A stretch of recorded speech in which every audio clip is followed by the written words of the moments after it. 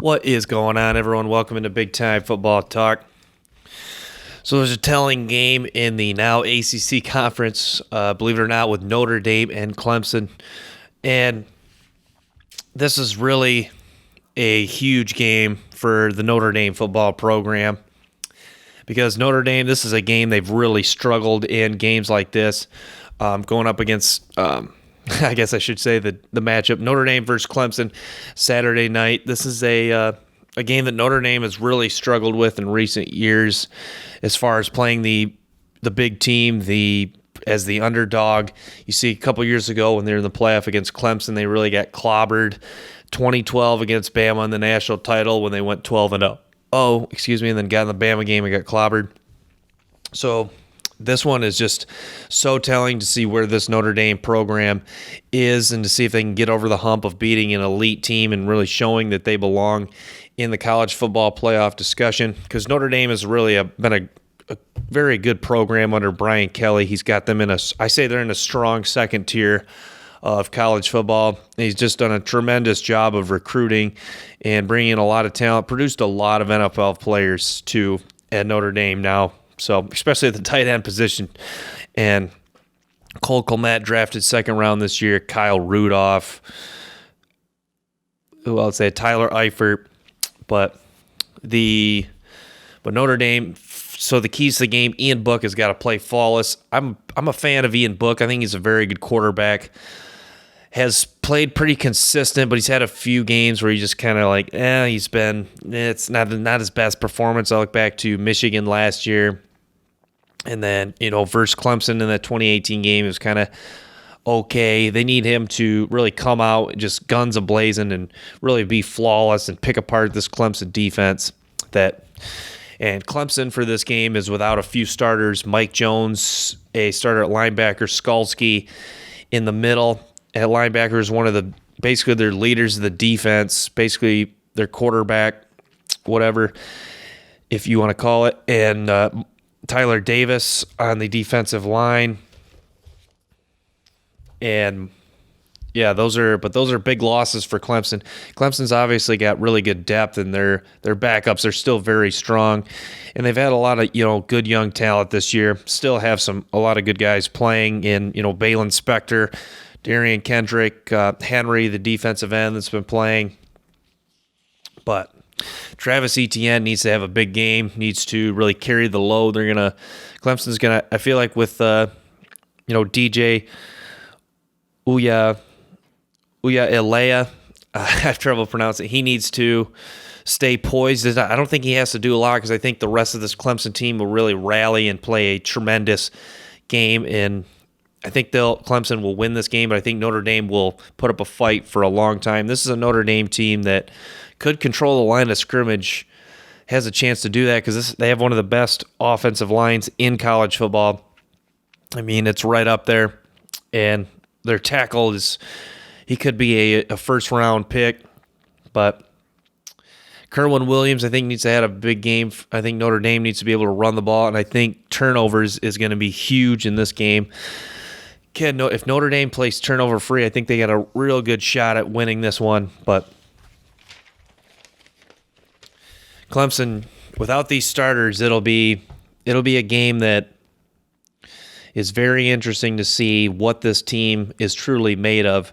Because really, when you're without a lot of leaders and some of your star players in this game, I look back to Florida State when Jameis Winston didn't play against Clemson. You look and see what this team is really made of, and see what your coaching staff, how really great they are all around. Because you see when the other players shine, when guys step up, it shows that your program is still very elite and shows that your younger players are hungry and they're ready to go and they're well prepared. So, but Clemson versus Notre Dame, this is a game I've really circled for a while. It shows that if Notre Dame, if they want to get to where they want to be, the road's going to go through Clemson as far as this year in the ACC. And Brian Kelly, this is a game that's going to show where their recruiting's at. Notre Dame, I feel like, has started to recruit better and better the last couple of years. Kyle Hamilton, Jeremiah Carmoa, they've keep just getting better and better talent, I feel like, on defense.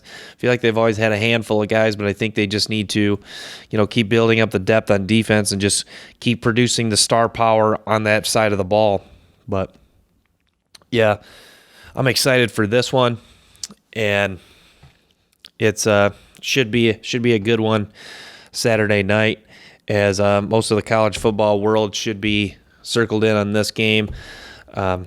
No Trevor Lawrence also. I think people, he was not there last game, but Clemson made some mistakes in that game, and Boston College was still able to pull it out. So, but next I want to get into, boy, Ohio State has sure looked like a dominant team with Justin Fields at quarterback. Fields just kind of looks like one of those seasons where he's just on a mission, where it's just like, you know what? I don't care who we're playing this week. We're just going to run through you.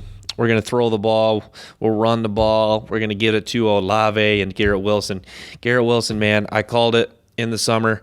I'll take credit for that. Garrett Wilson is becoming one of the best wide receivers in college football.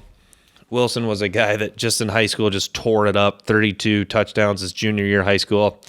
And usually when you do stuff like that, it's good enough to get you a scholarship to Ohio State. Chris Olave, a very good player. And they've got good contribution from the tight end position. Rucker at tight end. And the offensive line looks very solid again. The run game, I think what was the key to the Penn State game was something that Ohio State fans should be ecstatic about. The run game looked a lot better with Master Teague and Trey Sermon. And I think that's going to be crucial if this team wants to win a national championship this year, because they should be able to beat anyone in the Big Ten throwing the ball. But now if they can establish the run with Teague and Sermon the transfer from OU, then that is just going to make that offense even more deadly. And it'll just keep defenses guessing and just give them just fits all season. But big win against Penn State. I think most people the game kind of went how a lot of people expected. I think Penn State would make some plays, but I think in the end, a lot of people knew that Ohio State was going to pull it out. So, and Alabama also shut out on Nick Saban's birthday against Mississippi State, and Devontae Smith just tearing it up at wide receiver.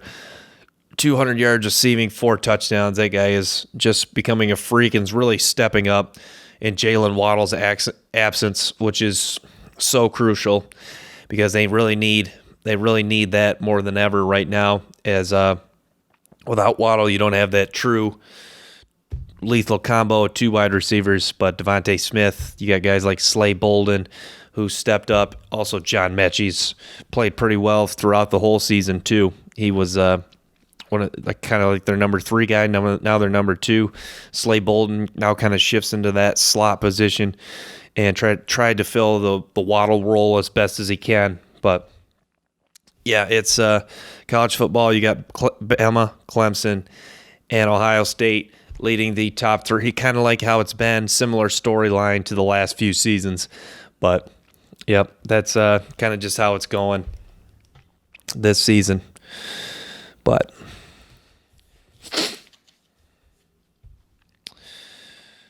so I want to shift into this. So LSU, another crushing defeat to Auburn, and the LSU this this is just a team that is just kind of all over the map. You start off losing to a Mississippi State team that now looks just bad at just 1-4, and LSU is just really reeling right now, and it's kind of just too bad to see because I don't even think Auburn's that good of a team, and then they got rolled by them. So the SEC, this is a conference other than Alabama and kind of Georgia. It's really a conference that's really tough to figure out right now, to be honest. And Michigan, in that Michigan State, the Big Ten's kind of hard to figure out because Michigan State upset Michigan after Michigan was looking like the third best team in the Big Ten. Now I think Indiana could be that second best team in the Big Ten. Indiana with big time playmakers on offense at quarterback Michael Penix Jr. and at wide receiver Watt Fillier, and then Stevie Scott at running back. Really got a 3-headed monster on offense for Indiana. But Yeah, so the Big Ten's been kind of interesting. The Pac-12 joins the party this weekend. Very excited to watch the Oregon Ducks. Oregon has a great football team, like I talked in the preseason. This is a team that is loaded with talent, and there's no reason why they shouldn't win the Pac-12, to be honest. Kayvon Thibodeau is a freak at defensive end. Have a new starting quarterback, but I think he should be fine. He's got some playmakers around him and a good defense to complement. And Mario Cristobal, I think, is a very good football coach. So it'll be exciting to watch some Pac-12 football this weekend. I miss Pac-12 probably a little more than other people. I think a lot of people kind of just were okay with it not being there. I think once they got the Big Ten entree, I think they were pretty much full. But Pac-12 could be some solid dessert for college football. So be some excitement there as the Pac-12 now is the last to join the party. But yeah, so yeah, thank you guys so much for the continued support of the channel, guys. We're growing our way. We're gonna get there and keep making this one of the best college and NFL football talk shows on YouTube. So thanks for you guys so much for your support. Till next time, peace.